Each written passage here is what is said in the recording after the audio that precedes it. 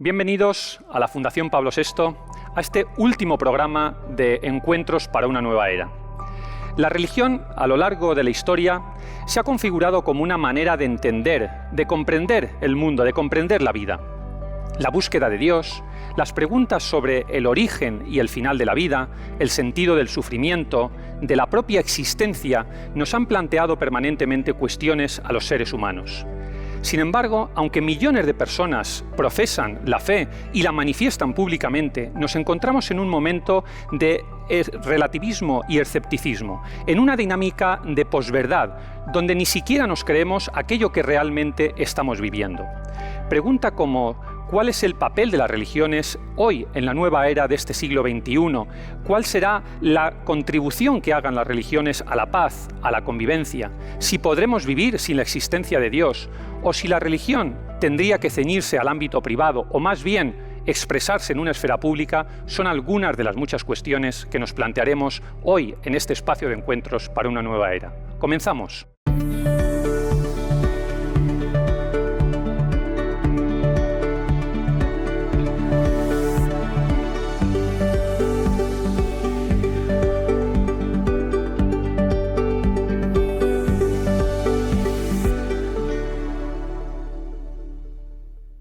Hoy compartimos este diálogo con 4 personas representantes de las 3 principales religiones de este país. Pablo Dors, sacerdote católico, escritor, último libro, Biografía de la Luz, recomendado nada más y nada menos que por el Papa Francisco. Bienvenido, Pablo. Muchísimas gracias por estar aquí, un placer, un honor estar con todos vosotros. Gracias. Isaac Querub es empresario, pero ha sido presidente de la Federación de Comunidades Judías de España. ¿Es correcto el nombre? Así es. Bienvenido, Isaac. Bien hallado. Carmen Márquez Beunza es teóloga, doctora en Teología por la Universidad Pontificia de Comillas, escritora también y especialista en evangelización, ecumenismo, cultura. Muchas gracias, Carmen. Gracias a vosotros por la invitación. Y Abdelaziz Hamaoui, eres imán y eres teólogo musulmán, ¿es así? Correcto. Bienvenido. Gracias, un placer. Antes de comenzar este diálogo vamos a ver un pequeñito vídeo, unos datos y enseguida comenzamos. Hoy vamos a debatir sobre el papel de las religiones en el mundo. En un momento especialmente crítico por la pandemia, por una sociedad dominada por el escepticismo y la posverdad, queremos poner en valor la contribución de las religiones a la paz, a la democracia y a la convivencia. La defensa de la libertad religiosa y el derecho a manifestar públicamente la fe sigue teniendo vigencia. Las encuestas demuestran una tendencia general, y es el claro declive de la religión oficial en la mayor parte del mundo, excepto en los países islámicos. Estamos sin duda ante una creciente secularización en el mundo occidental. En el caso de España, la religión era importante para el 50% de la población en 1990, mientras que 20 años después, en 2011, un 67% de la población se considera no religiosa. Nos preguntaremos cómo evitar la militancia o el fanatismo, que se utilice el nombre de Dios para un asesinato. ¿Se están convirtiendo las religiones en un instrumento de la lucha política? ¿Debe reservarse la religión al ámbito privado? ¿Tienen futuro las religiones en las sociedades secularizadas? Bien, pues muchas preguntas para plantearnos en este diálogo. Yo quisiera empezar casi con un resumen de lo que hemos vivido en estos programas de Encuentros para una nueva era, donde se ha planteado, Pablo, muchas cuestiones sobre el final, ¿no? El final de la modernidad, el final de las humanidades. Se ha hablado también del final del estado de bienestar. ¿Podemos hablar del final de las religiones? Pues es una grandísima pregunta. Lo primero que quiero decir es que yo vengo aquí en calidad de sacerdote, como me has presentado, en calidad también de meditador. Hace como unos 20 años aproximadamente yo sentí la necesidad de profundizar en la experiencia interior y bueno, hice la experiencia de emigrar espiritualmente, sin dejar mi tradición cristiana, por supuesto, al mundo del Zen, y estuve durante 7 años en la práctica de la meditación Zen. Y yo creo que eso es lo que me puede dar, digamos, una cierta autoridad moral a la hora de hablar del diálogo interreligioso, ¿no? ¿Estamos en un final de las religiones? Pues yo creo que en absoluto. Yo creo que no estamos en un final, ¿no? Ciertamente estamos en un momento donde hay una espiritualidad emergente que es una espiritualidad que prescinde de lo religioso, y esto nos obliga a los que nos sentimos personas religiosas a reinventar, a recrear, a buscar cómo podemos buscar un nuevo paradigma, sobre todo en situación en Europa en la que el cristianismo quizás ya no es el paradigma único, sino que hay muchos, ¿no? Y quizás tengamos que entrar, no solamente por necesidad democrática, sino por imperativo ético, ¿no? en diálogo con otras espiritualidades para encontrar puntos en común, colaborando, aportando desde nuestra perspectiva. Entonces mi respuesta es, desde luego que no, yo creo que la religión va a seguir presente porque forma parte de la naturaleza humana, pero sí que estamos en un momento de reconfiguración, esto desde luego, ¿no? Y en la línea de lo que, Carmen, de lo que dice Pablo, es cierto, no estamos en el final de las religiones, incluso si vemos los datos hay una especie como de reespiritualización, ¿no? Aumenta el hecho religioso. Sin embargo, en el mundo occidental no está ocurriendo esto. Está habiendo un proceso, sobre todo en el campo más europeo, está habiendo un importante proceso de secularización. Yo vuelvo a insistir en esta cuestión. ¿Está la religión en estos estertores? Yo diría, si esto se lo hubiéramos preguntado a algún sociólogo de la religión a mediados del siglo XX, sin duda alguna hubiera dicho que sí, ¿no? Que la previsión iba hacia el futuro y la desaparición de la religión. El cambio en esta perspectiva lo marca un sociólogo de la religión, Peter Berger, cuando él en el año 99 dice que el mundo no está siendo menos religioso, sino que parece que hay un repunte, una vuelta de la religiosidad. Y él, que había sido uno de los padres de la tesis de la secularización, publica un libro titulado La dessecularización del mundo. Entonces empiezan a analizar diversos autores a decir, bueno, un poco en la línea de lo que decía Pablo II, que hay una vuelta, un retorno a lo religioso. El propio Peter Berger llega a afirmar que el mundo está burbujeante, dice él, de pasiones religiosas. Dice, yo más bien, más que ver menos, veo emergencia de religiosidad. Lo que pasa es que es una religiosidad, dice, que a veces no vuelve al sitio del que salió, o se expresa o se manifiesta a veces fuera de los espacios tradicionales que hubieran sido la iglesia, la mezquita, la sinagoga, que son formas menos institucionalizadas, con un fuerte componente individualista, subjetivo, poco vinculadas a la institución, pero que lo que se detecta es una emergencia de esas nuevas espiritualidades, o sea, que la pregunta por la inquietud religiosa sigue, aunque a lo mejor la respuesta se busca desde otros ámbitos, se ha modulado. Y en otros espacios, pero que sigue estando de alguna manera ahí presente la religiosidad, con otras formas que se ha, por así decirlo, metamorfoseado, o sea, que ha sufrido un proceso de metamorfosis, pero que no ha desaparecido. Es verdad que en eso la perspectiva europea es un poco distinta, por ejemplo, a la americana, a la anglosajona, pero que ese proceso de secularización, de un declive imparable de la religión, habría que matizarlo mucho y que más bien se estaría viendo un rebrote en esa línea, también de nuevos fenómenos, a lo mejor en las fronteras de lo que hemos entendido siempre por una religión tradicional. Partiendo de ese rebrote, Isaac Abdelazid, ¿qué nos aporta entonces al ser humano la religión? Isaac, por ejemplo. Muy bien, muchas gracias. Bueno, yo creo que igual que se está produciendo un cambio climático, se produce sin duda un cambio cultural que afecta a la religión, pero sobre todo afecta a la praxis de la religión. Si bien existe y sigue existiendo porque es connatural con la naturaleza humana y hay espiritualidad, la praxis religiosa supone mayor compromiso, supone mayor dificultad, y esto ha afectado a la praxis individual de la religión. Tenemos por una parte un estado del bienestar que ha copado muchas de las actividades de la religión, y tenemos la aparición de las redes sociales que llaman y atraen mucho más que lo que podía atraer antes la iglesia, la mezquita o la sinagoga, ¿no? Pero pocas veces hemos oído hablar tanto de la religión como hoy en día, para bien y para mal. Lo que es evidente es que la religión hoy es un tema polémico. Abdelazid, ¿qué nos aporta al ser humano la religión? A ver, primero yo creo que la relación del ser humano con la religión es muy similar o de nuestra generación, ¿no? O el cambio en esa relación es muy similar a la relación de los hijos con los padres. Durante la infancia, pues un hijo ve que su padre lo sabe todo y se apega y lo ve como un referente. Cuando llega la adolescencia, juventud, la actitud es una actitud de rebeldía, ¿no? De que yo sé mucho, mi padre no sabe nada. Luego se modera esa relación, de que ni un extremo ni el otro. Creo que estamos pasando a esa tercera fase en la que pues, se reconoce en determinados campos que la religión sigue siendo necesaria, yo creo que más necesaria que nunca, pero evidentemente hay otros campos en los que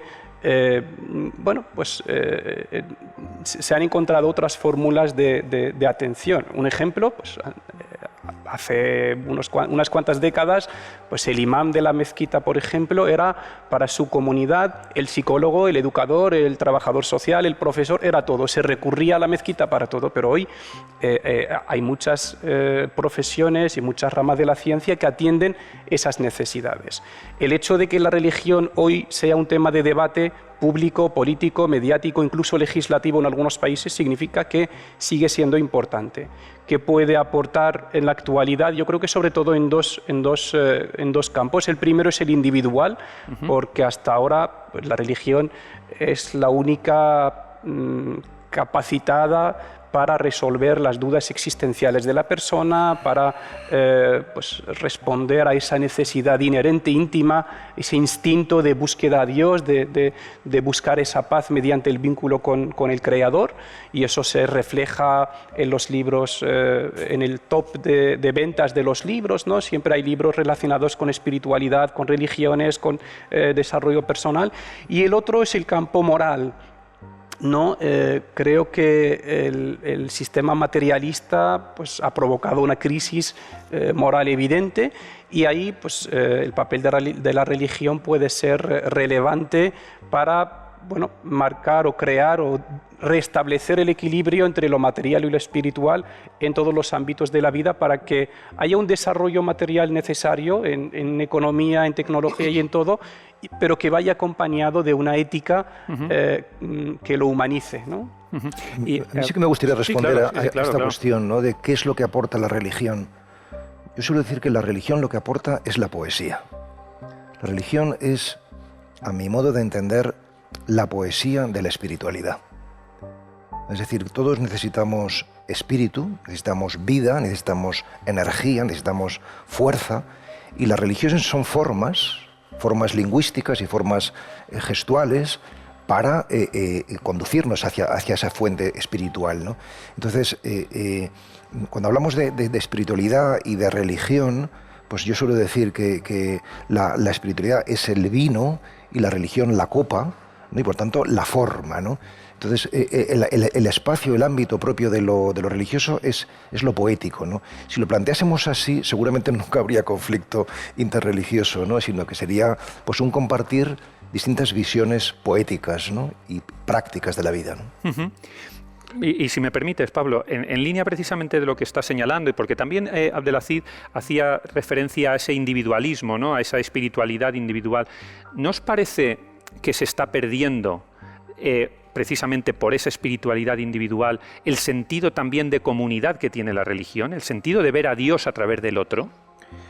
Yo creo que estamos en un momento de que el péndulo se va hacia el otro lado, ¿no? Es decir, que después de un momento donde lo comunitario, lo institucional ha sido pues muy fuerte, ¿no? muy claro, ¿no? Pues seguramente nos hemos ido hacia el extremo exacerbado del individualismo, pero yo creo que este subrayado en el sujeto, en la persona, no debe verse necesariamente como algo pernicioso o algo negativo, sino más bien como una búsqueda del equilibrio, porque al fin y al cabo todo movimiento espiritual, todo movimiento místico nace con la conciencia del sujeto, ¿no? Es decir, entonces justamente hemos de caminar hacia el equilibrio, pero en principio yo no lo miraría como algo peligroso, sino como un camino hacia la espiritualización de la religión, ¿no? ¿Cuáles son, Carmen, me he quedado con lo que has dicho antes, de que, bueno, quitando un poco la parte del mundo occidental y más concretamente del ámbito europeo, ¿cuáles son las religiones que ahora mismo más están creciendo y por qué? Quizás porque están confluyendo estas cuestiones a las que se refería Pablo, Abdelazid. Pues mira, en el ámbito, por ejemplo, cristiano, crece mucho el movimiento pentecostal, las iglesias pentecostales.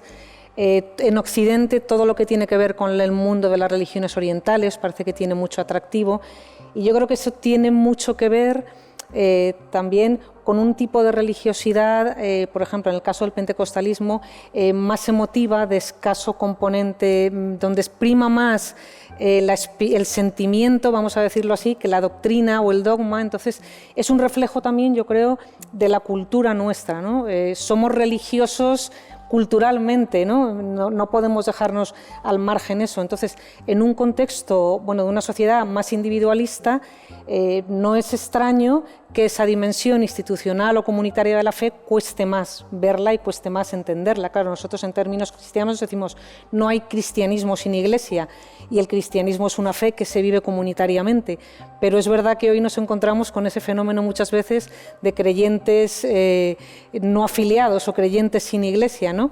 Entonces, bueno, pues eso es un reflejo muchas veces, yo creo, eso de la mentalidad ambiente y de la cultura actual, ¿no? Que también permea y penetra en el modo de entender, de interpretar y de vivir la religión. Entonces yo en Occidente diría que mucho, todo lo que tiene que ver con Oriente, también por ese componente que tienen también, pues por ejemplo, con el tema medioambiental, ecológico, parece que las religiones orientales siempre han tenido ese elemento, y ya digo, bastante también los movimientos pentecostales, que aquí nos ha llegado mucho, por ejemplo, a través de la inmigración latinoamericana, ¿no?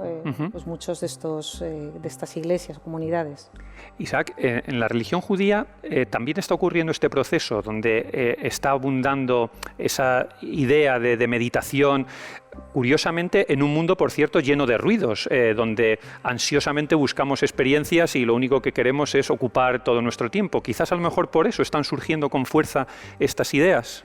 Bueno, yo creo que, tú sabes, cuando hay dos judíos puede haber 3 sinagogas. Yo creo que el judaísmo no se comprendería sin la discusión y sin el debate, ¿no? Y el judaísmo está, desde su nacimiento, está en constante proceso de discusión. En principio no deberíamos discutir los principios enumerados por la Torá o por Maimónides, pero sí se discute, sí se debate la praxis y la aplicación de todos ellos, ¿no? Yo creo que lo más importante, yo creo que la aportación en cuanto a la religión judía es lo que propone como concepto de religión. Es decir, el judaísmo no se impone, la religión no se impone. Nunca hemos intentado imponer la religión. Y yo creo que es el concepto equivocado de religión cuando la religión intenta imponerse. Y eso es fundamental. En nuestro caso, tomando por no hablar de otras personas, pero mi caso, yo he nacido y crecido en un país musulmán, me he educado en un colegio laico, he estudiado en una universidad católica y vivo en España y soy judío. Y yo no he tenido nunca problemas de convivencia, nunca he tenido problemas con el resto de mis compañeros. Yo creo que la religión o se entiende como algo que ayuda a convivir o deja de ser religión. Y, Pablo. Me interesa mucho esto que hemos apuntado de esta afinidad del alma contemporánea occidental al mundo oriental, ¿no? Que apuntaba Carmen, ¿no? Porque yo creo que hoy no podemos ser, al menos en Europa, pero creo que en el mundo entero, no se puede ser religioso sin ser interreligioso, ¿no? O sea, porque de hecho convivimos en el mismo barrio personas de distintas religiones, distintas culturas, ¿no? Y esto significa, creo yo, que las religiones están en una situación privilegiada para leerse a sí mismas, como no han podido hacerlo en el pasado tan netamente, desde tradiciones de sabiduría, tradiciones religiosas diferentes. Es decir, el hecho de que, por ejemplo, ahora muchas personas se interesen por el Zen, por el yoga, lejos de ser una amenaza, creo yo que es una gran ocasión, es un kairos, es una oportunidad para leer nuestra propia fe desde una óptica que antes nos era desconocida, ¿no? Y a lo mejor desde ahí se nos hacen claras cosas que antes estaban a lo mejor un poquito más ocultas, ¿no? Eso por una parte. Y por la otra, yo creo que este éxito que tiene, por ejemplo, el yoga, ¿no? Que todo el mundo pues, practica yoga, ¿no? Se está extendiendo muchísimo, ¿no? O la meditación o el mindfulness, ¿no? Yo creo que está revelando que necesitamos silencio. O sea, que nuestras religiones, por muy importante que sea la palabra y por muy importante que sea la ritualidad y la palabra sin silencio se convierten en palabrería y en ritualismo. Entonces, es justamente el silencio el que va a dar hondura a esa palabra, hondura a ese gesto, ¿no? Y eso es lo que yo creo que nos pueden estar trayendo, bueno, pues todo ese orientalismo, toda esa fascinación por Oriente, ¿no? La necesidad de meter en nuestra práctica, en nuestra concepción, pues el silencio, en definitiva, ¿no?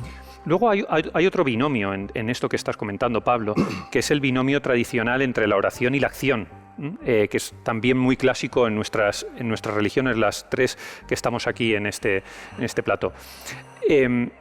Parece que hoy cuesta menos justificar una acción de un comedor social o la impresionante acción que están llevando nuestros misioneros, pero por el contrario cuesta más justificar la oración, esa idea que señalaba Pablo de ese silencio.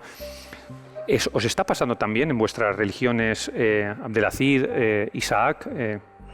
Bueno, en el caso del Islam, el Islam se define como un modo de vida completo, integral, ¿no? Que abarca lo espiritual, lo social, lo individual, lo familiar, abarca todos los ámbitos. Y marca mucho la relación entre la fe y la acción. De hecho, en el Corán nunca se separa entre los dos. Todos los mandamientos empiezan los que creen y actúan correctamente, ¿no? La relación entre ambos en el Islam es la relación de causa y efecto, es decir, la oración que no provoca en la persona empatía, solidaridad, acción en el campo, es una oración que no tiene, no digo importancia, pero que es una oración estéril, digamos, tiene sus fallos. Y por lo contrario también, ¿no? La buena acción refleja lo que uno lleva en su interior. En las fuentes islámicas encontramos textos en los que, por ejemplo, el profeta Mohammed directamente niega la fe a quien no hace determinadas cosas. Por ejemplo, dice, no es creyente el que duerme con la barriga saciada y su vecino pasando hambre. Dices, ¿tú qué tiene que ver una cosa con la otra? Pues esta es la relación. La fe tiene que provocar, tiene que producir una acción positiva. Una acción positiva. No se puede entender una cosa sin la otra en el Islam. Isaac, ¿os pasa lo mismo? Bueno, yo creo que depende. En el judaísmo hay de todo. Desde luego, el judaísmo hoy está dividido en tres grandes movimientos. Tienes a los ortodoxos, tienes a los conservadores, tienes a los reformistas. Y en la juventud está abierto ese debate, ¿no?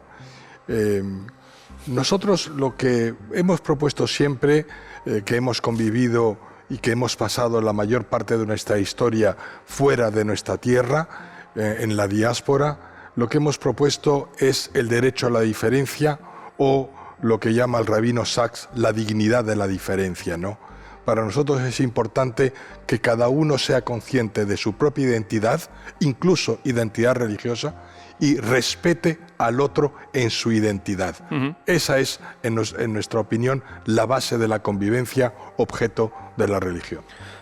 Sí. Perdón, Pablo. No, esto me interesa muchísimo porque yo creo que este es el núcleo central del debate, me parece a mí, ¿no? O sea, es decir, el binomio acción-oración, ¿no?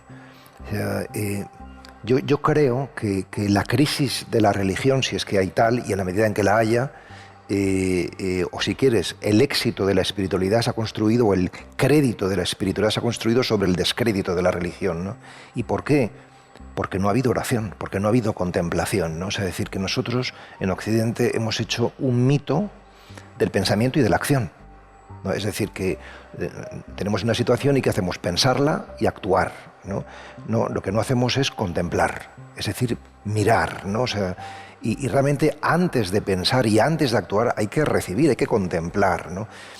Esta es la propuesta fundamental. Por eso una renovación auténtica de la Iglesia católica, de la Iglesia universal, solo puede ser por mediación de una renovación de la espiritualidad, ¿no? de la contemplación. Esto es, a mi modo de ver, el punto central de la cuestión, ¿no? A mí me gustaría, Carmen, tocar un poco el tema de la libertad religiosa, de los modelos de Estado de la libertad religiosa. En España, nuestro artículo 16 de la Constitución dice que ninguna confesión tiene carácter estatal, pero al mismo tiempo los poderes públicos deben, ¿no?, de conversar con las comunidades religiosas, así dice este artículo, y por eso somos un Estado aconfesional, o nos definimos como un Estado aconfesional. ¿Realmente somos un Estado aconfesional? Porque si miramos, por ejemplo, nuestro país vecino Francia, ¿no?, un Estado que se define más como un Estado laico, el discurso de Macron en el Colegio de los Bernardins, el que hizo en el 2018, sobre ese diálogo entre Iglesia y Estado, bueno, parecía que estaba, ya lo firmaría para nuestro país. ¿Dónde estamos en este momento? Yo creo que estamos en un momento en el que tenemos el marco constitucional definido y lo que no tenemos tan claro es la concreción de eso, ¿no? Tenemos un marco jurídico claro, aconfesionalidad del Estado, regido por dos principios, independencia y colaboración.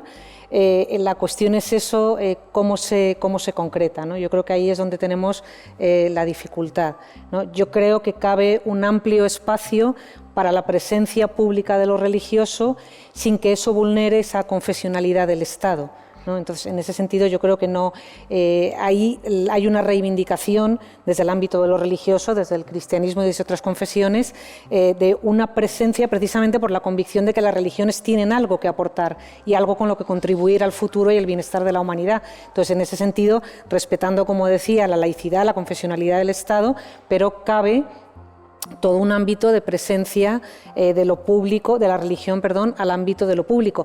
Entre otras cosas porque la religión no es algo restringido a la fe de la interioridad de cada uno, sino que la religión tiene una dimensión social que por tanto es pública. Nosotros diríamos en términos cristianos la construcción del reino, la fraternidad, entonces bueno, eso es público y afecta a la convivencia. Entonces en ese sentido recluir a la religión al ámbito exclusivo meramente del ámbito de lo privado, de la intimidad del individuo, es, diríamos, mutilar a la religión de una dimensión que es fundamental, al menos en los tres credos monoteístas, ¿no? Yo creo que en esto estamos de acuerdo. Yo creo que, contestando a tu pregunta, en España hemos hecho un progreso enorme desde la publicación de la Constitución del 78, artículos 14, 16 y el 17 que tú mencionabas, ¿no?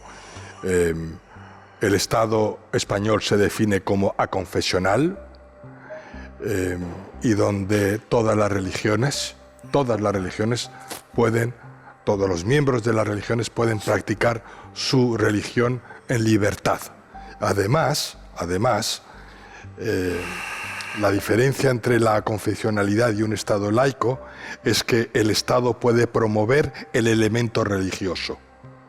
No se mantiene neutral, sino que de alguna manera lo favorece. Y en este caso, además en España, en el año 92 se firmaron acuerdos entre el Estado y las diferentes religiones minoritarias de diferente arraigo, lo cual ha permitido que musulmanes o que judíos puedan practicar su religión con total libertad. Estamos viviendo un momento perfecto, es lo idóneo, es lo ideal. Siempre hay mejoras que hacer, pero yo creo francamente que eso ha permitido y permite una integración, que es lo bueno, que es lo deseable, no una asimilación, sino una integración en el seno de la sociedad y que todos podamos practicar nuestra religión en libertad. Podemos hacer más y podemos mejorar. Podemos intentar que los musulmanes no tengan una convocatoria de oposición el viernes o los judíos el sábado.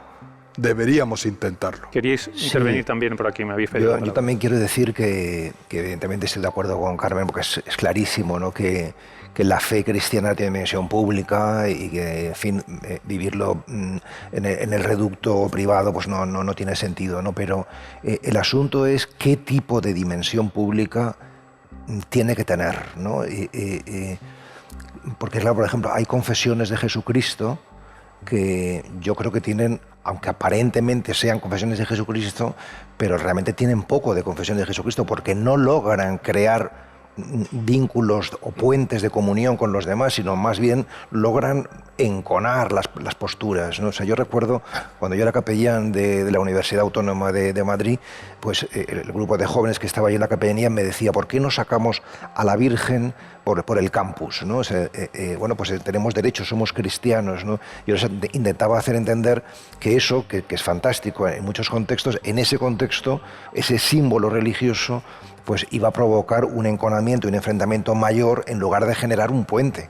Entonces, digamos que la expresión religiosa, por supuesto que tenemos que tener derecho a expresar, pero también es en orden a generar comunión, en orden a generar convivencia, no a enfrentar las posturas, ¿no? Abdelazid, yo también estoy de acuerdo en que tenemos un marco jurídico teórico ideal, que se caracteriza por ser realista y por ser moderado, porque se sitúa entre dos extremos. Está el extremo del modelo francés, que persigue lo religioso en todas las esferas y quiere eliminar esa parte de la vida humana, y está el otro extremo que yo creo que no tiene ya cabida en una sociedad plural como la nuestra, que el que correspondía a la religión en el pasado, en el que la religión era la protagonista de todo, ¿no?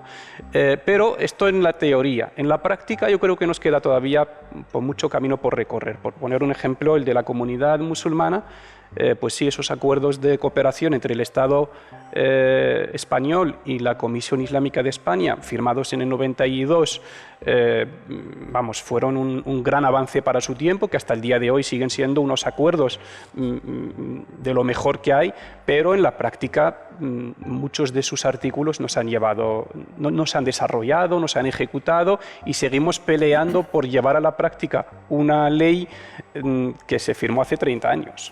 Y luego, sí, o sea, muy estoy breve. de acuerdo con Abdelaziz cuando habla de posición extrema del Estado. Que no, que sí, que no. Que no. No podemos hablar de posición extrema del Estado francés, que se define como un Estado laico, porque desde la Revolución Francesa y desde luego en los tiempos que conocemos, todas las religiones han podido manifestar y practicar su religión con toda libertad. Otra cosa es que la confesionalidad del Estado anime o incorpore el elemento religioso, y es lo que llamamos laicidad positiva, tal y como dice la sentencia del Constitucional, y otra cosa es que el Estado se mantenga neutro.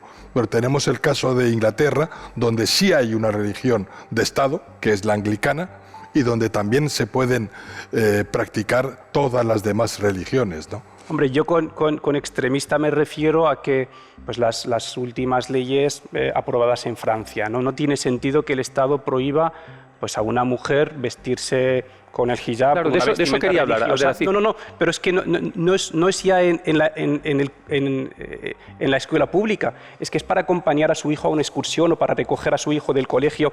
Ya es entrar a unos ámbitos tan particulares y privados que no tiene sentido que el Estado regule estos aspectos, ¿no? A eso me refiero yo con extremista, perseguir lo religioso hasta unos espacios tan privados que bueno, no tiene sentido. En efecto, nos encontramos, Carmen, con el tema de los símbolos, ¿no? Claro, cuando todo este marco teórico lo aterrizamos luego ya en los símbolos, tú hablabas de los símbolos en la vestimenta, en los símbolos del crucifijo, entramos en el ámbito del colegio, en el ámbito del trabajo, en el ámbito laboral, hay muchísimas sentencias sobre qué se puede llevar, qué no se puede llevar, en qué ámbitos, en qué no ámbitos. Ahí ya nos cuesta mucho más, ¿no, Carmen? Desarrollar todo esto. Que por eso decía que nosotros tenemos un marco jurídico muy claro, luego la concreción de esos aspectos quizá es ahí donde tenemos más debate. Yo creo que, visto en perspectiva, nosotros la dificultad en este momento es cómo acomodamos una situación donde el cristianismo ha pasado de ser religión mayoritaria, casi única, a un contexto de aconfesionalidad del Estado, con presencia de otras tradiciones religiosas, de otras religiones, y cómo se concreta eso en la práctica, junto con visiones seculares. Entonces, bueno, cómo acomodar políticamente toda esa diversidad y cómo hacer el encaje. Yo creo que ahí es donde estamos. Luego hay un elemento también cultural, o sea, la religión también tiene una pervivencia que va más allá del elemento de la religiosidad de cada uno, que es que está presente culturalmente también en las celebraciones religiosas, en las fiestas. Bueno, hay una gran simbología religiosa y eso forma parte también, tiene un componente, un elemento religioso, pero tiene también un elemento cultural importante. Entonces, bueno, es difícil ahí el encaje de todo eso. El encaje de todo. Hombre, en cuanto tú has preguntado con respecto a la simbología, desde luego esto es un tema polémico, fundamentalmente, como bien decía Abdelaziz, en Francia. ¿Pero por qué es un tema polémico? Normalmente, si hay tranquilidad, si hay seguridad, si hay garantías legales y todas aquellas que aporta la democracia, el símbolo no supone ningún problema. Desde luego, nosotros no somos nosotros los judíos que tenemos nada en contra ni de un crucifijo en una clase, en una universidad católica como la que yo estudié, ni del pañuelo que llevan las mujeres musulmanas porque su religión se lo impone, ¿no? Nosotros, los judíos religiosos, llevan la kipá, no tenemos nada. Ahora bien, si se utilizan esos símbolos como instrumento, como herramienta política para atacar a otros, yo entiendo que se pueda legislar en algún momento determinado en contra de algún tipo de simbología o de uso de esos símbolos, ¿no? Ahí está quizás, ¿no, Pablo, la dificultad, ¿no? Cuando tú antes hablabas de, bueno, queremos sacar a la Virgen, pero es oportuno o no es oportuno, ese criterio de oportunidad, ¿no? El determinar muchas veces si es un símbolo como respeto a mi religión y respeto a tu religión, o es un símbolo que en el fondo también tiene otras segundas lecturas, ¿no? Quizás ese sea uno de los temas muy complicados. Sí, o sea, esa es la cuestión, ¿no? O sea, no simplemente hasta qué punto tenemos derecho y esto nos autoafirma en nuestra identidad, sino hasta qué punto esto realmente genera armonía, genera convivencia social, ¿no? Esta es la cuestión, este es el punto central, sí. Yo también lo veo complicado, sí. Abdelaziz. Yo creo que en esta cuestión de los símbolos hay varias limitaciones, ¿no? La primera es que un símbolo religioso nunca puede invadir otras libertades, nunca puede alterar el orden público, ¿vale? También aquí distinguir entre el símbolo en el ámbito privado y en el ámbito institucional, es decir, cuando una institución pública es la que presume de ese símbolo, ¿no? No tiene nada que ver eso con que una persona quiera manifestar sus convicciones religiosas o ideológicas, porque en la sociedad convivimos con personas que manifiestan otros símbolos de sus ideologías, de sus convicciones, y no hay ningún problema en eso, ¿no?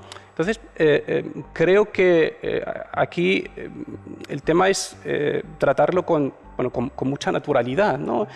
Porque con qué criterios, con qué herramientas entramos a definir esas intenciones que hay detrás, ¿no? Porque ¿cómo sé yo qué motivación o qué intención tiene una persona por vestirse de una determinada manera, ¿no?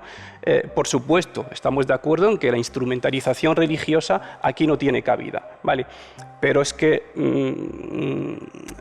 eso mismo, o sea, yo creo que muchas veces aquí a los símbolos religiosos se les juzga con una exigencia, con unas medidas pues, mucho más estrictas que con otros símbolos que pueden ser pues, políticos, incluso de fútbol, incluso de otras ideologías. Y aquí, en un marco plural como el nuestro, creo que todos tenemos que atenernos a las mismas reglas, a un marco jurídico y que nos permite manifestar nuestras convicciones con mucha libertad y convivir en medio de todos estos símbolos sin ningún conflicto. Hombre, no es solo un tema de simbología. Es decir, seamos claros, hoy en día todavía se mata a judíos por el mero hecho de ser judíos. Yo quería preguntar sobre el tema de la persecución de las religiones en general. En Estados Unidos, en Francia, en Bélgica, en Dinamarca. Cuidado. Y todavía se persigue a cristianos. Se persigue a cristianos en Nigeria o en África, o se persigue a cristianos en Oriente Medio. Y también se maltrata y se persigue a musulmanes. Y se desarrolla un sentimiento, estamos viviendo un importante desarrollo de la islamofobia, porque se confunden a los musulmanes que conviven perfectamente en el seno de otras sociedades con aquellos musulmanes que hacen un uso torticero de la religión y que utilizan religión como un instrumento político para atacar o agredir a otros grupos. Eso no podemos obviarlo en un debate como este. Y por cierto, Isaac, ¿creéis que la pandemia, en cierto modo, ha servido también para la excusa de la pandemia, para aumentar en algunos países esa persecución? ¿Tenéis esa sensación? ¿Para coartar libertades, en definitiva? Bueno, yo creo que en algún caso ha podido darse. Yo creo que ha habido resistencia por parte de la sociedad. También quizá haya habido un renacimiento de esa espiritualidad gracias a la pandemia. Sí.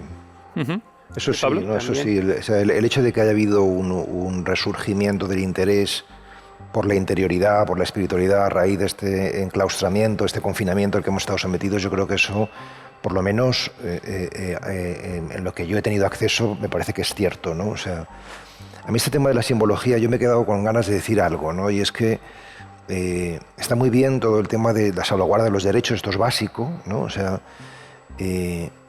pero realmente vivimos una situación en España, yo creo que preocupante, desde el punto de vista religioso, ¿no? O sea, porque realmente la palabra de Dios, y ya no te quiero decir la palabra Cristo, es políticamente incorrecta en prácticamente todos los ámbitos. O sea, en el contexto civil, hablar de Dios, hablar de Cristo, y muchos creyentes se sienten incómodos, pero muchos, quiero decir la mayoría, se sienten incómodos a la hora de mostrar públicamente su fe. O sea, es decir, que hay una presión social muy importante que hace que se viva, que exista una privatización todavía mayor de la que estábamos hablando antes, ¿no? O sea, a mí esto me parece un tema importante, no creo que sea colateral. Sí, Isaac. Sí, yo creo que es un tema muy interesante el que aborda Pablo, ¿no? Efectivamente, hoy en día vivimos, fundamentalmente en Occidente, un ambiente anti-religión. Y yo creo que no debemos obviarlo en la discusión y en el debate. Forma parte del discurso público y parece que incluso en algunas sociedades va ganando muchos adeptos. Pero quizá no hemos sabido transmitir nosotros las ideas adecuadamente. Cuando mencionaba yo al principio, tenemos por una parte al estado del bienestar o las redes sociales que tanto trabajo y que fomentan ese individualismo de hombre-máquina. No hemos sabido nosotros salir en defensa del elemento religioso, pero cabe preguntarse, ¿qué ocurre cuando se suprime a Dios, cuando se mata a Dios y se suprime el elemento religioso en el seno de la sociedad? ¿Qué pasa? ¿Que hemos olvidado la historia? ¿No aprendemos de la historia? ¿Qué ha pasado en el 17 en Rusia? ¿Qué ha pasado con Lenin? ¿Qué ha pasado con Stalin? ¿Qué ha pasado con Mao? ¿Qué ha pasado con Pol Pot? ¿Qué ha pasado con Hitler? Cuando suprimimos el elemento religioso, cuando no sabemos contestar, se termina por matar al hombre. Yo no sé si estamos suprimiendo elementos religiosos, que puede ser que tengas razón. O sea, yo creo que la crisis en Europa, al menos, es una crisis de la visión personal de Dios. O sea, las personas sí que tienen una dimensión del misterio, de lo trascendente, pero ya lo personal. Yo doy muchos retiros en una asociación que he fundado que se llama Amigos del Desierto, precisamente pues para trabajar este ámbito de la espiritualidad. y viene gente alejada de la práctica religiosa, fundamentalmente, ¿no? También ahora últimamente viene más gente ya de iglesia, pero ha estado viendo gente muy de fuera, ¿no? Y entonces, si yo empiezo, como empecé en alguna ocasión, en el nombre del Padre, del Hijo y del Espíritu Santo, me miran asustados. Porque dice, ves, esto es lo de siempre, esto no es una cosa nueva, ¿no? Esto no es una búsqueda de... Pero si digo, en el nombre de la fuente, del camino y de la energía... Muy observadora usted. El Padre como fuente, el Hijo como camino, el Espíritu como energía, entonces se queda todo el mundo muy contento y muy tranquilo. Pero ¿qué es lo que está revelando esto? O sea, que no es que no haya una búsqueda espiritual, pero lo que sí que hay es una crisis de una visión personal de Dios, ¿no? Quizá, ¿no te parece, por esto, y perdóname, decir, por esto que estamos comentando, Carmen, que en el fondo lo que vivimos es en un momento de absoluto relativismo moral? De una importante ambigüedad moral, ¿no? ¿No os parece que más bien es eso por donde estamos transcurriendo, Carmen? Sí, yo creo que esa es una de las características culturales hoy, ¿no? Una sociedad relativista que tiene mucho que ver también, o es una consecuencia de una sociedad plural. A mayor pluralidad, mayor tendencia también hacia el relativismo y hacia que las propias convicciones... Claro. Se vean en cuestión o más a la intemperie. Entonces, bueno, yo creo que eso también tiene que provocar o provoca una reflexión ad intra de las religiones, ¿no? Cómo ayudar a configurar la identidad religiosa de una religión en diálogo. Una fe abierta, pero a la vez una fe arraigada en la propia identidad, porque al final esa es la condición del auténtico diálogo, ¿no?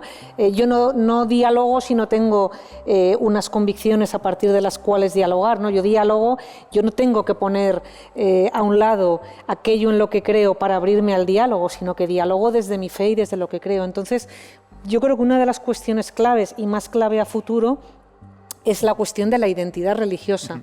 Cómo ayudamos a construir y configurar las identidades religiosas. Y el Papa, por ejemplo, en la Fratelli Tutti habla de esto, ¿no? También una identidad religiosa abierta, en diálogo, bueno, que no ve el diálogo y que no ve al otro como una amenaza, sino también como un elemento que ayuda a enriquecer, a confrontar la fe, el conocimiento mutuo. Y en ese relativismo que hablas, Carmen, estaba pensando sobre lo difuso que es esa línea del bien y del mal que siempre lo han marcado las religiones, ¿no?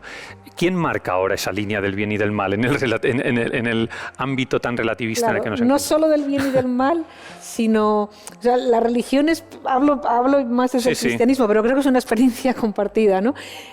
Hoy la religión se vive en un plano, y lo decías tú, más individualista, con menos vinculación institucional, donde ya parece que no es la institución la que prescribe, ¿no? Esa es la cuestión. Muchos elementos, o sea, ya no es yo configuro mi fe y mi religiosidad autónomamente, por así decirlo, ¿no? Y eso es reflejo del individualismo de la sociedad, ¿no? Entonces, claro, es como si la religión, la Iglesia hubiera perdido esa capacidad normativa y orientadora de la vida de los individuos. Yo me defino como cristiana o como cristiano, pero reconfiguro mi fe, tomo los elementos que quiera, o sea, es una religiosidad de corte, si quieres, más sincrético, donde uno reconfigura y donde se ha producido una suerte de disociación entre los elementos que conformaban la fe, que antes iban unidos.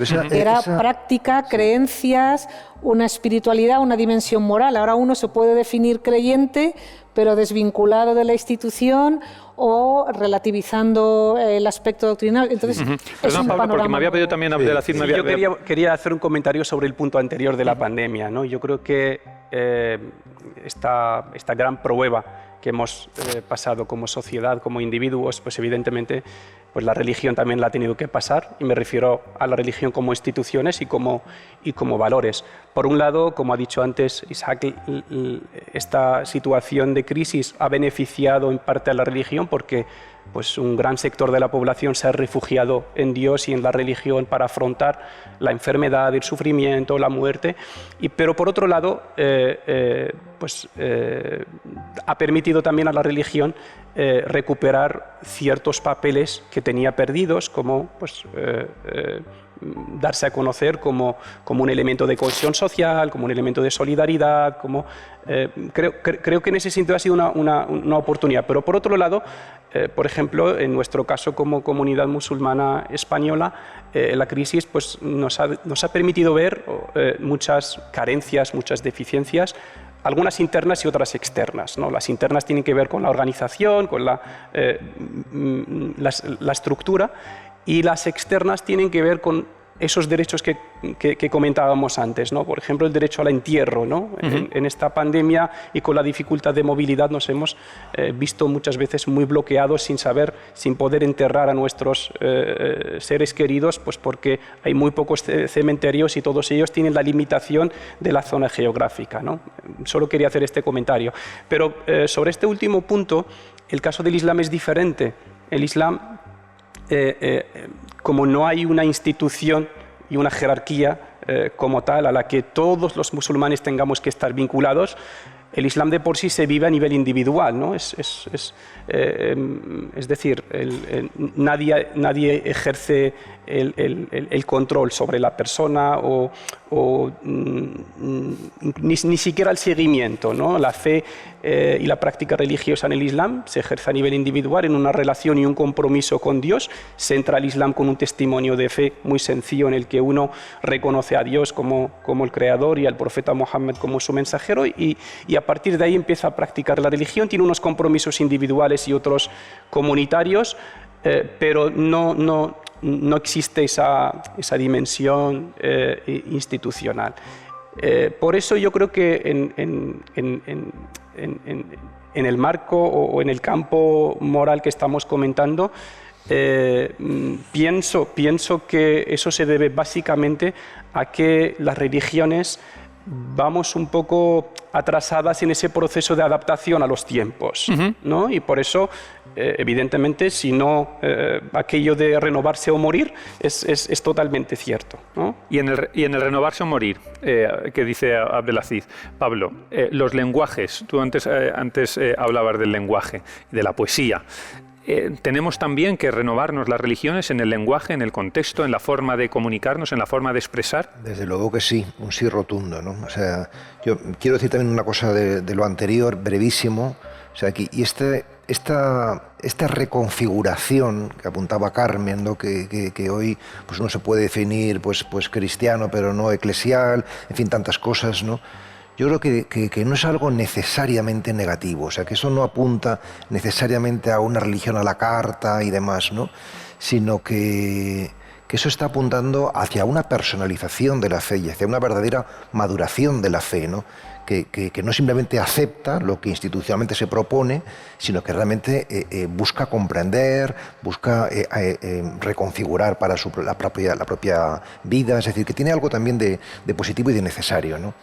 Y respecto a los lenguajes, claro, o sea, es decir, yo creo que la causa fundamental, a mi modo de entender, hay tantas, ¿no? Pero una muy importante de la deserción masiva de los católicos en España y en Europa en general, en esas últimas décadas, es que el lenguaje eclesiástico o eclesial, o sea, ha dejado de ser, de resonar, ¿no? O sea, es decir, que si no buscamos una renovación desde la tradición. Ambas cosas son fundamentales, porque claro, si solamente la tradición, pues somos simplemente conservadores, ¿no? O sea, la fidelidad es necesariamente creativa, ¿no? Si no hacemos esto, pues evidentemente seguiremos en un proceso de decadencia, ¿no? Entonces, ¿qué lenguajes? ¿No? Pues yo creo que fundamentalmente dos. El lenguaje simbólico y el lenguaje narrativo. Es decir, si nosotros entramos en la expresión narrativa de la fe y la expresión simbólica, que es por ahí donde creo que tiene que ir la educación religiosa, tanto de los jóvenes como de los adultos, yo creo que lograremos, pero claro, sin demasiado miedo, ¿no? Con prudencia, sí, pero si tenemos tanto miedo, pues al final no cambiamos nada, ¿no? Si seguimos reproduciendo fatalmente aquello de lo que queremos superar, ¿no? Como no tenemos mucho tiempo y por ir sacando temas, me gustaría a continuación sacar tres temas así como muy sistemáticos, el tema de las vocaciones, el tema de la crisis de las vocaciones, el tema de la presencia de la mujer y los errores, que también las religiones cometen errores. El tema de las crisis de las vocaciones. Isaac, venga, ¿tenéis o no tenéis? Bueno, yo creo que no se da esa crisis de vocaciones en el seno del judaísmo. Yo creo que al contrario, hay mucha gente joven interesada en aprender, en estudiar. Es verdad que en la estructura judía no es para nada similar a la cristiana, es quizá más parecida a la musulmán. No existe una institucionalización de la religión ni una jerarquía. El rabino es un guía espiritual, pero la religión judía, la educación judía se da fundamentalmente en el seno de la familia, en la casa, alrededor de una mesa y con la práctica de las tradiciones, ¿no? Y yo he visto, no sé, a mí me da la impresión que tanto en todas las ramas del judaísmo, como el ortodoxo, como el reformista, como el conservador, hay mucha gente joven que se dedica a estudiar y después quiere guiar a la comunidad o dedicarse a la vida académica. Uh-huh. Carmen, muy brevemente, sobre el crisis de las vocaciones. Bueno, yo diría, una cosa es las vocaciones al sacerdocio y vida religiosa. También es cierto que yo creo que en España hemos tenido una situación sociológica durante décadas de un gran florecimiento vocacional. Bueno, yo creo que ahí sí que hay una crisis y habría que ver cómo se recrean también los lenguajes, ese proceso de transmisión en la fe, los canales de transmisión, ¿no? Lo que en otros contextos, en otras épocas ha sido más fácil, ahora a lo mejor hay que repensar y recrear esos canales de transmisión, ¿no? La sociedad ha habido una gran transformación y nosotros, yo diría, aquí siempre hemos tenido muy claro que la fe tenía que inculturarse en otros contextos y siempre hemos partido de que el presupuesto de que Europa era un contexto ya cristiano y cristianizado y por tanto una pastoral de conservación servía. Probablemente hoy hay que repensar eso y hay que plantear cómo llegar a la gente hoy y sobre todo cómo llegar a las jóvenes generaciones, ¿no? A la gente más abundando joven. en lo que dice ella, que estoy totalmente de acuerdo, porque bueno, creo que no es realmente una crisis de vocaciones, sino creo que es una crisis del modelo sacerdotal y una crisis del modelo de vida religiosa. Pero no de vocaciones, porque realmente esa voz interior sigue escuchándose y la gente sigue obedeciendo, sigue respondiendo, ¿no? Pero no en esos modelos estructurales del sacerdocio y la vida religiosa, ¿no? El segundo apunte, la presencia de la mujer. Mi impulso más natural sería... Ay, perdona, Abdelazid. Sobre este punto, yo creo que eso responde también al elemento relación oferta-demanda, ¿no? En el caso del Islam, pues no puede dar una respuesta genérica, ¿no? Hay sociedades y entornos donde, pues bueno, no hay tanta demanda o tanto interés vocacional. Sin embargo, en el contexto europeo sí que hay pues mucho interés por parte pues de muchos jóvenes que requieren esa formación para dedicarse a la vida religiosa. El problema está en la falta de medios. Es decir, por ejemplo, en España no tenemos todavía ningún centro formativo para capacitar y formar a los imames o líderes religiosos y todavía tenemos que estar dependiendo de otros países o formando a los jóvenes en otros países, lo cual supone pues, una dificultad de adaptación muchas veces, porque incluso la teología tiene elementos que cambian de un sitio a otro. Y por eso una de nuestras asignaturas pendientes como comunidad musulmana española es formar a nuestros dirigentes religiosos aquí. El segundo tema que he apuntado, muy rápido también, el de la presencia de la mujer. Mi impulso natural sería mirar a Carmen, pero quiero muy rápidamente los otros tres. Para mí es una cuestión no social simplemente, sino mística, este tema de la mujer, ¿no? O sea, es decir, todo lo que se refiere a discriminación, sea religiosa, sexual, racial, tiene que ver con la mística, ¿no? O sea, ¿en qué sentido? O sea, yo creo que un creyente cristiano aquí tiene que remitirse necesariamente a la mirada desprejuiciada de Jesús de Nazaret. Es decir, que él habla y se dirige exactamente igual a un hombre que a una mujer, a un analfabeto pescador, que a un saduceo oculto, que a una prostituta, que a todos por igual, ¿no? ¿Esto a qué se debe, no? Se debe a que su mirada va a lo esencial.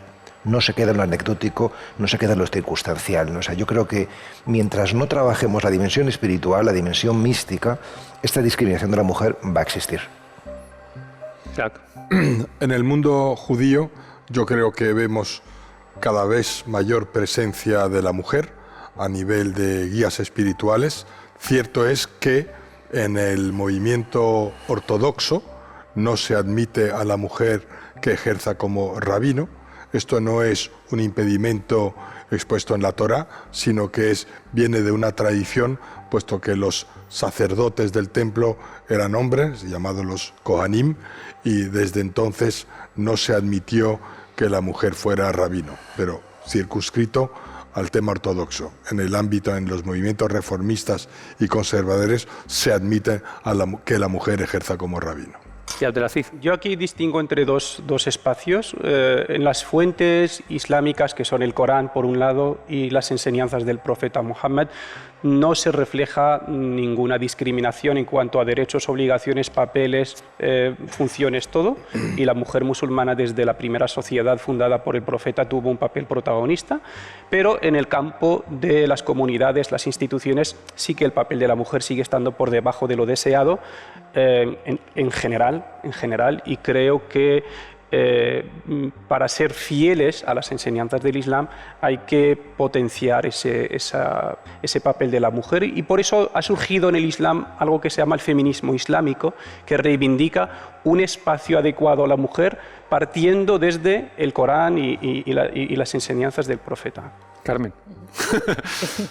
Yo diría, bueno, que la igualdad de la mujer es una de las grandes conquistas del siglo XX. Y eso, bueno, pues va teniendo una traducción en el ámbito religioso. O sea, yo diría, mirando a la Iglesia, bueno, pues se ha avanzado mucho, aunque queda todavía mucho por hacer. Entonces yo sí que diría, bueno, pues hay ámbitos en los que ya hay una presencia mucho mayor de las mujeres, hay otros ámbitos donde habría que ir teniendo un mayor espacio. O sea, si tú miras a la Iglesia, hay una gran presencia de mujeres. Quien sostiene la catequesis, por ejemplo, pues mayoritariamente son mujeres. Y yo sí que diría que ahí ha habido un avance, aunque habría que seguir, y hay que seguir avanzando en una mayor presencia en otros ámbitos, en las estructuras eclesiales, en consejos diocesanos, aunque ya digo, yo creo que sí que se ha avanzado y se ha hecho ahí, se han dado pasos, pues la presencia de mujeres en los ámbitos teológicos, en representación, aunque todavía queda por hacer, y eso, yo creo que también hay un hecho histórico que es eso, o sea, ha habido un gran avance muy rápido y en términos históricos reciente de la mujer en la vida política, en la vida social, y en el ámbito religioso, pues la percepción para mucha gente es que está descuadrada y que no se ha hecho avance. Yo creo que ahí sí que se va avanzando, bueno, lo que pasa es que bueno, algunos dirían demasiado lento, ¿no? Y anhelarían que fuera a un ritmo más rápido, pero yo creo que sí que, bueno, ha habido, y el Papa, por ejemplo, lo ha reconocido, ¿no? Una mayor presencia de las mujeres en distintos ámbitos eclesiales, y yo creo que eso, bueno, pues es un proceso que tampoco se puede esperar que se produzca de la noche a la mañana, o sea, que se va dando paulatinamente. Y os he anunciado un tercer punto, que era el tema también de los errores, ¿no? Los errores en la Iglesia, los errores en las religiones en general, el tema de los abusos, el tema de la corrupción, el tema del terrorismo, el tema del radicalismo religioso. ¿Son injustas muchas de las acusaciones que reciben las religiones, las iglesias, en esos puntos, o están justificadas? Isaac. Hombre, yo creo que en muchos casos están más que justificadas. Leemos la prensa y oímos los telediarios todos los días. Pero fíjate, en la revelación en el monte Sinai, cuando Dios da las tablas de la ley, hay 5 leyes que tienen que ver con la relación entre el hombre y Dios, y 5 de la relación entre el hombre y los demás hombres. Cuando una religión solo recuerda a una de las partes, se equivoca. Ambas partes son complementarias. Y yo creo que el peor error de la religión es siempre la imposición y el fanatismo. Y eso lleva a todos los errores que tú has enumerado. Yo creo que las religiones en una sociedad plural, moderna como la nuestra, tenemos que aceptar la crítica, y creo que la religión, al igual que todo, se le puede criticar, pero una cosa es criticar y otra cosa es difamar, ofender. O sea, la crítica objetiva y desde respeto. Hay crítica, o sea, hay bueno, críticas o cosas que veo que no son justas, ya que he hablado de si son justas o no. Pues, por ejemplo, llamar terrorismo islámico a un terrorismo con el que simpatizan menos del 1% de los musulmanes del mundo, según estudios. Creo que es injusto llamarlo islámico, es atribuirlo a la religión y es meter a casi 2.000 millones de personas en el mismo saco. Eso sí que creo que es injusto y hay que matizarlo porque hace mucho daño a los demás. Pero hay otras críticas que evidentemente, sobre todo críticas pues, a las instituciones religiosas, porque las instituciones religiosas son humanas y como cualquier obra humana tiene sus defectos y sus carencias. Yo diría que los errores, por muy dolorosos que sean, y lo son, no dejan de ser en última instancia una buena noticia, porque nos ayudan a crecer. Nos recuerdan nuestra naturaleza errática, nos recuerdan nuestra imperfección, nuestra necesidad de mirarnos, de pedir perdón y de corregir, ¿no? O sea, eso por una parte, ¿no? Es decir, son ocasiones de crecimiento, ¿no? Esta perspectiva positiva yo creo que es necesaria, ¿no? O sea, no simplemente flagelarse, decir que mal lo hemos hecho, sino cómo podemos mejorar, ¿no? O sea, y luego pues estoy de acuerdo con lo que ha dicho Isaac y quiero replantearlo aquí, ¿no? Porque creo que el verdadero error es la radicalización, el fundamentalismo. Esto es lo que nos hace mucho daño, porque esto lo convierte, hace la religión en una caricatura, ¿no? Entonces la gente prácticamente identifica religión con fundamentalismo, ¿no? O sea, y lo que está detrás es el concepto de verdad, ¿no? La verdad como una posesión. Yo tengo la verdad, tú no la tienes y por tanto entramos en discusión, o la verdad como un camino y como una búsqueda común, ¿no? Esto es lo más radical, a mi entender. Quería sacar también el tema de la religión, cultura, religión, educación. Todas las manifestaciones públicas de la religión, la Semana Santa, por ejemplo, en el ámbito de la Iglesia Católica, en muchas partes de nuestro país. ¿Cómo veis esa relación actualmente, Carmen? Por utilizar el ejemplo que te he puesto de la Semana Santa. ¿Cómo ves esa relación religión, cultura, religión, manifestación pública? Bueno, yo creo que hay un componente, o sea, nosotros estamos en un contexto, no solo en España, en Europa, ¿no?, donde la religión forma una parte muy importante de la cultura. O sea, hay una dimensión creyente y hay una dimensión cultural de lo religioso que nos ha configurado y nos configura históricamente. Entonces, ahí hay una dimensión que tiene mucho que ver también con la identidad cultural, con la identidad histórica. Entonces, bueno, yo creo que hay un componente, y tú decías, pues en España las procesiones de Semana Santa es un ejemplo paradigmático de eso, ¿no? Tú vete a Andalucía y di que suprimes una procesión o Entonces, bueno, pues forman parte de un componente cultural también muy fuerte, no solamente religioso para el creyente, sino que ha configurado la identidad cultural de los pueblos. Bueno, entonces, esa es una dimensión que está ahí, ¿no?, más allá, ya digo, de la creencia, y eso tiene mucho que ver con ese proceso de secularización, ¿no?, o de una sociedad que algún autor diría poscristiana, pero donde el cristianismo tiene un pozo y un peso. Por eso es importante conocer más allá de la creencia religiosa, el conocimiento religioso, ¿no? Para respetar y para entender, para las dos cosas. Y una cuestión que nos daría para otro debate es el tema de la educación, ¿no? ¿Se puede entender la educación sin explicar el hecho religioso? ¿Qué papel tiene la religión en la educación? Abdelazid, Isaac. Sí, bueno, yo creo que la diversidad en una sociedad como la nuestra se refleja en todo, se refleja en la gastronomía, se refleja en los barrios, se refleja en los festivos, en los elementos culturales y se refleja también en la educación, en los centros educativos, ¿no? Creo que todo esto no supone ningún problema y es enriquecedor y es positivo siempre que haya unas normas de convivencia, siempre que prevalezca respeto, siempre que todos hagamos el ejercicio un poco de cesión para llegar a un terreno común. Pero yo discrepo aquí incluso pues, con muchos dirigentes de mi comunidad, por ejemplo, sobre el tema educación, ¿no? Yo pienso, es una opinión personal que no representa a nadie, pienso que la escuela pública debe enseñar lo común.